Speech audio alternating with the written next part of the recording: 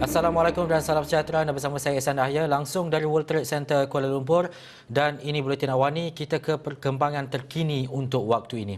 Ini berkaitan dengan dialog PAS bersama dengan media yang diadakan di Ibu Pejabat PAS Pusat seketika tadi, dan pastinya kalau kita mengikuti secara rapat berkaitan dengan perkembangan politik semasa yang mana semalam Esok Awani ada mengeluarkan berita dan juga laporan mengenai kenyataan sumber yang mana Presiden PKR Datuk Seri Anwar Ibrahim mempunyai majoriti dan juga melihat kepada akuan bersumpah yang diperolehinya. Bagaimanapun perkembangan itu mendapat pastinya maklum balas daripada segenap ahli politik dan juga ahli parlimen yang ada di Malaysia, dan khusus apa yang berlaku hari ini adalah satu sidang media dan juga dialog khas PAS bersama dengan media yang diadakan. Kita nak melihat kepada intipati dialog berkenaan dan melihat kepada perkara itu, mengulas mengenai dakwaan Presiden PKR Datuk Seri Anwar Ibrahim yang memperolehi sokongan 113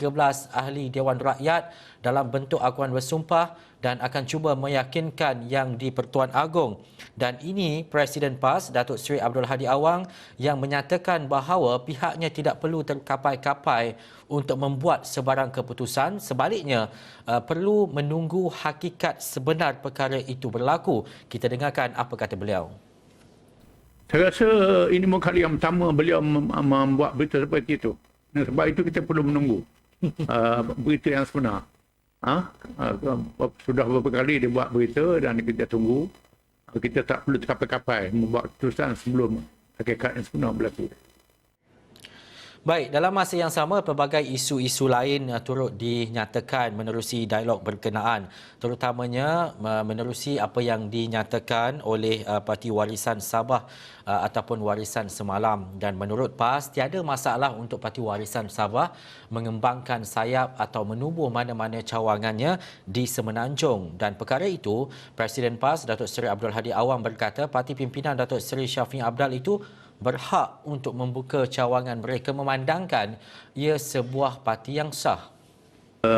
Malaysia sebuah negara demokrasi. Peringkat nasional. Warisan sudah didaftarkan sebagai parti politik. Dan dia berhak untuk tubuh cawangan di mana-mana saja di Malaysia. Kita tak ada halangan.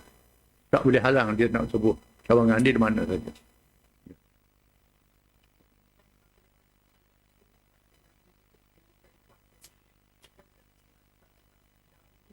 Kita ada kekuatan kita sendiri dan kita yakin kekuatan kita. Sehingga hari ini kita sudah mempunyai hampir 1 juta ahli di seluruh negara. Mempunyai kawasan 190 lebih. Kawasan parlimen. Ada kawasan. Mempunyai ribu-ribu cawangan.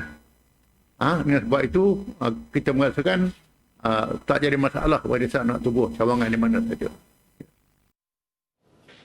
Baik, daripada isu berkaitan dengan Datuk Seri Anwar Ibrahim membawa pula kepada Parti Warisan Sabah dan juga isu-isu lain yang turut disentuh dalam dialog berkenaan, yang mana Datuk Seri Abdul Hadi Awang memberitahu permohonan pihaknya untuk menghadap Sultan Perak Sultan Nazrin Muizzuddin Shah telah pun diterima dan dijawab oleh pihak istana. Dan bagaimanapun katanya, beliau tidak mendedahkan bilakah sembah menghadap itu akan dilakukan. PAS mengadakan kerjasama dengan UMNO dalam muafakat nasional di atas sifat parti, bukan kumpulan-kumpulan. Dengan sebab itu, kita tak perlu mengambil kira kumpulan-kumpulan. Pertemuan kita buat dari pimpinan yang rasmi dalam UMNO.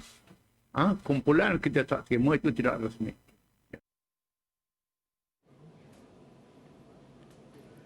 Dan dalam perkembangan sama, PAS menyifatkan kemelut politik yang melanda negeri Perak susulan undi percaya terhadap Ahli Dewan Undangan Negeri Adun Cenderiang, Datuk Seri Ahmad Faizal Azumu, telah pun berjaya diselesaikan.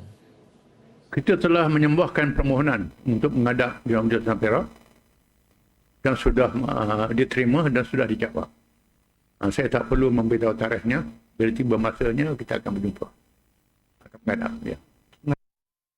Baik, dalam konteks yang sama, PAS menyifatkan kemelut yang melanda negeri Perak susulan undi percaya terhadap ahli Dewan Undangan itu telah pun selesai seperti yang saya nyatakan kepada penonton seketika tadi, dan pastinya dalam konteks ini banyak perkara untuk melihat kepada perkembangan semasa, dan umumnya kita mengetahui bahawa keadaan di Perak ini ketika ini dalam pentadbiran yang baharu pastinya menuju kepada satu konteks dan juga titik tolak kepada pembentukan yang lebih baik dan juga stabil.